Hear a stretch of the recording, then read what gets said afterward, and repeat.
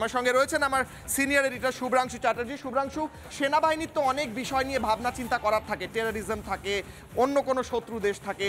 একটা সেনাবাহিনী বসে ভাবছে যে নারীরা হিজাব পরবে কিনা, তো এটা তো খুব একটা মডার্ন মনে হচ্ছে না আমার। না, বাংলাদেশের পক্ষে এটা খুবই মডার্ন, আধুনিকীকরণ হচ্ছে বাংলাদেশে।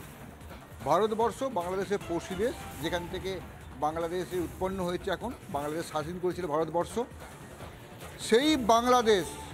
সেই বাংলাদেশ যখন ভারতবর্ষের ৭৬তম প্রজাতন্ত্র দিবস পালন হচ্ছে, আমাদের দেশের মেয়েরা যখন মহাকাশে যাচ্ছে, আমাদের দেশের মেয়েরা যখন দেশ সামলাচ্ছে, তখন বাংলাদেশ কি করছে? ইউনুসের আন্ডারের যারা আছে দেশ, সেখানকার মেয়েদের বলছে তোমরা হিজাব পরো, হিজাব, মুখের মধ্যে কালো কাপড় ঢেকে হিজাব পরে নাও। কোথাও নয়। সেনাবাহিনী যুদ্ধ করবে কি করে? এই যে বাংলাদেশের সেনাবাহিনী বড় বড় বরফাট্টায় কথা বলে, সুখদেবপুরে বর্ডারে এসে বলছে আমরা দেখে নেব, গ্রামবাসীরা নাকি ওদের সঙ্গে আছে। আরে তোমাদের মহিলাদের মুখে তো হিজাব পরাচ্ছে তোমরা। বাংলাদেশ এখন ইউনুস, আমরা যেটা বারবার বলছি কিশলয়, ইউনুস সরকার যেটা আছে সেটা একটা পুতুল। সেটা চালাচ্ছে কে? মাহফুজ আলমের মতো জঙ্গিরা, জেহাদিরা। তারা পাকিস্তানের সঙ্গে আসনাই করছে, গোপন বন্ধুত্ব শুরু করেছে।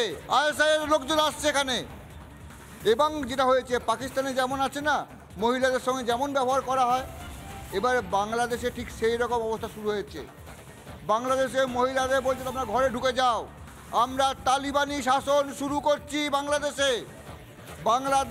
তালিবানি শাসন শুরু করার ব্যবস্থা করা হচ্ছে। বাংলাদেশের ধর্মীয় শাসন করার কথা ভাবা হচ্ছে। ঠিক সেই জায়গাটায় আজকের এই ভয়ঙ্কর আইনটা আনা হয়েছে। ২৬শে জানুয়ারি আজকে যখন ভারতবর্ষের প্রজাতন্ত্র দিবস, তখন বাংলাদেশ ঘোষণা করছে বাংলাদেশের সেনাবাহিনীতে ইচ্ছুক নারী সদস্যগণ তারা হিজাব পরবে। ইচ্ছুক নারী সেনা সদস্য, কিন্তু তারপর নিয়ম বলা হচ্ছে।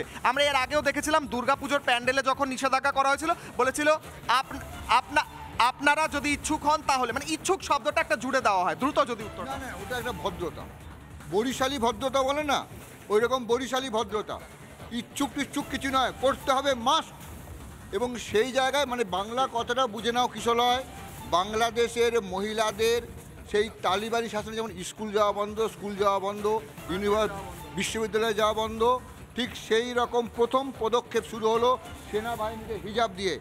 একেবারেই। শুভ্রাংশু, অনেক ধন্যবাদ। সিনিয়র এডিটর শুভ্রাংশু ছিলেন এবং স্পষ্ট হলো এখানে বাংলাদেশের সেনাবাহিনী এই মুহূর্তে চিন্তা ভাবনা করছে কিভাবে মহিলাদের হিজাব পরানো যায়, কিন্তু বাকি বিষয়গুলো ভাবার দরকার নেই। মধুকল্পিতা, একেবারেই ধন্যবাদ। আমাদের সঙ্গে সরাসরি নিউজ রুম থেকে ছিলেন আমার সহকর্মী কিশলয়। ধন্যবাদ তোমাকে। নানা ধরনের কন্টেন্ট দেখার জন্য লাইক করুন, শেয়ার করুন আমাদের ফেসবুক পেজ, সাবস্ক্রাইব করুন আমাদের ইউটিউব চ্যানেল।